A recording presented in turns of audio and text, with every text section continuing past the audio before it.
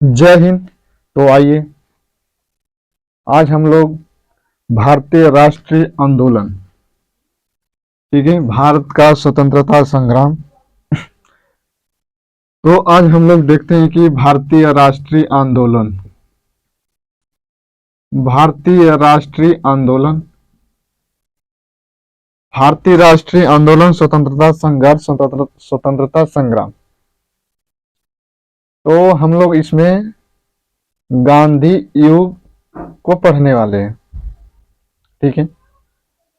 गांधी युग जो है कि स्वतंत्रता संग्राम में एक बहुत बड़ा एक रोल है, एक भूमिका है, जो कि स्वतंत्रता के लिए बहुत एक महत्वपूर्ण जो कि योगदान है गांधी जी का।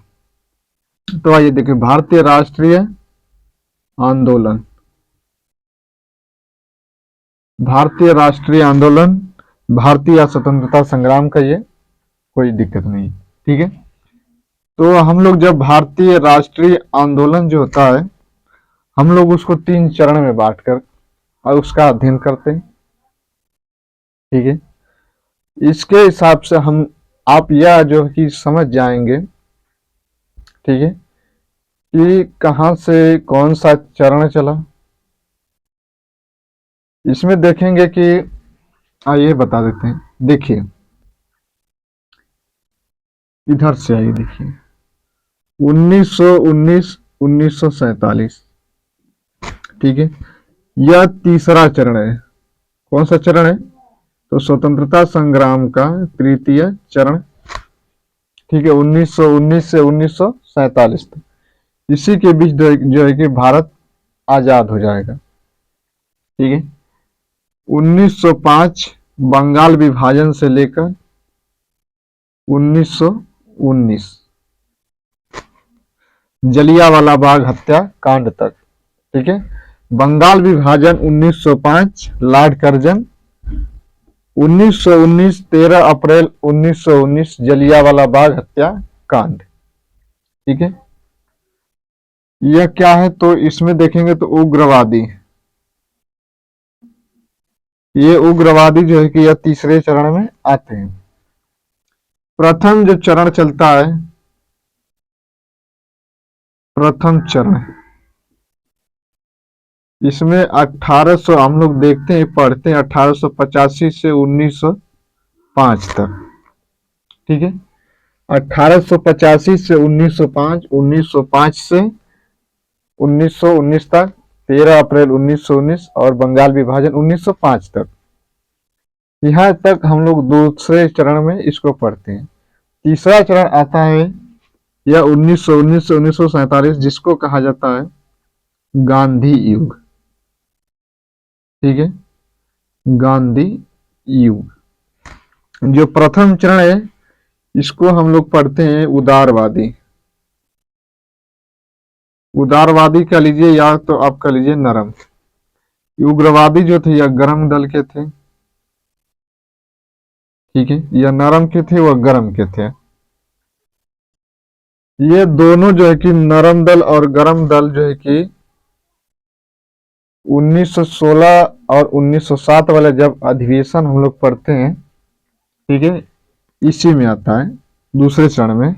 1907 और 1916 वाले, 1907 में जो सूरत में अधिवेशन हुआ था, उस अधिवेशन में जो है कि इसी में नरम दल, गरम दल,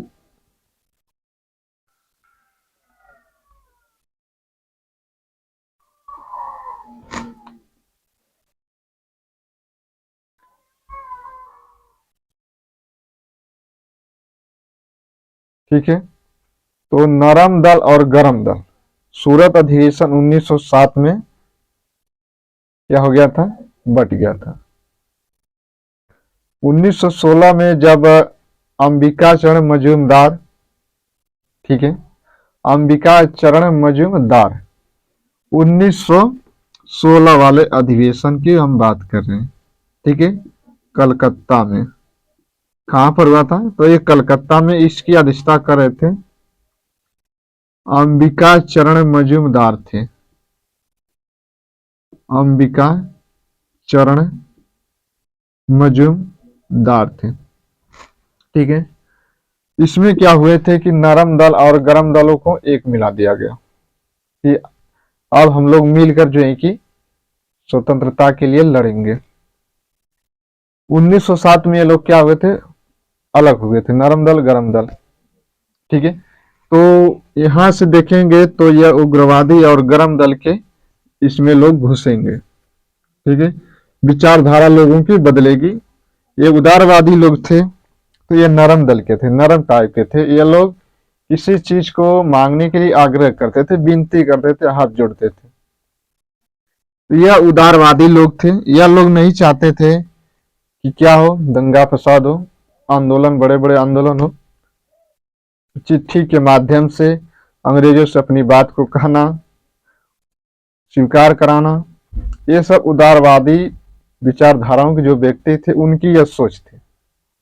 ठीक है, तो आइए देखिए, उदारवादी हो गए तो हम लोग जो पढ़ने वाले हैं गांधी युग को, हम एक सीरीज चला रहे हैं जो कि प्रथम चरण से ही कांग्रेस की स्थापना से लेकर हम लोग 1905 तक बंगाल विभाजन तक देख लेंगे।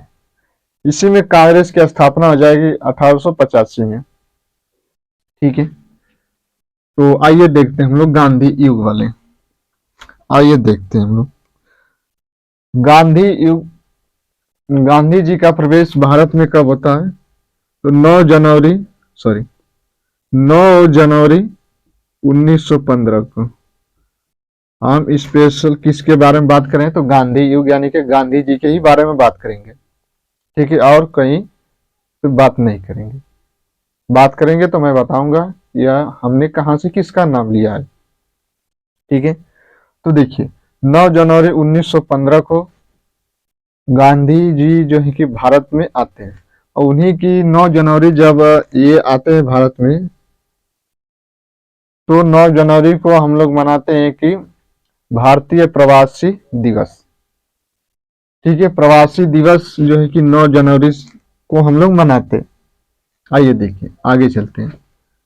1916 गांधी जी के बारे में ही हम बात करें। ठीक है, तो 1900 जब 16 आता है, देखिए गांधी जी जब भारत में आए तो इन्होंने अपना गुरु किसको माना, गांधी जी के गुरु कौन बने, तो गांधी जी के गुरु थे, इधर देखिए, गांधी जी के राजनीतिक गुरु, गांधी जी हैं तो इनके गुरु, इन्होंने अपना गुरु किसको माना, राजनीतिक गुरु। ठीक है, तो गोपाल कृष्ण गोखले को, गोपाल कृष्ण गोखले, इनको क्या माने, या अपना राजनीतिक गुरु माने। जैसे ये कहते थे उस हिसाब से वह चलते थे गांधी जी। आप देखिए, आइए तो 1916 में देखेंगे तो यह जो है कि एक गुजरात में साबरमती नदी पर, साबरमती की नदी